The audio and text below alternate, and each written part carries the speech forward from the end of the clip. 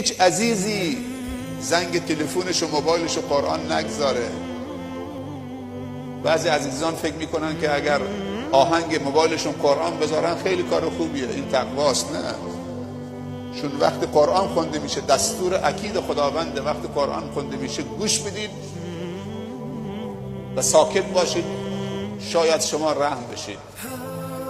طرف موبایلش آهنگش گذاشته قرآن، تا زنگ میزنید قرآن میخونه، یک دفعه تق قطع میکنه، حرف تو رو گوش میده، کلام خدا رو قطع میکنه.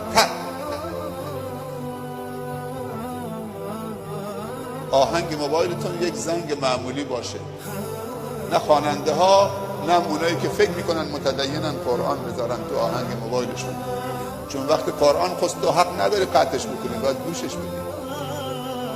الله داره با تو صحبت میکنه.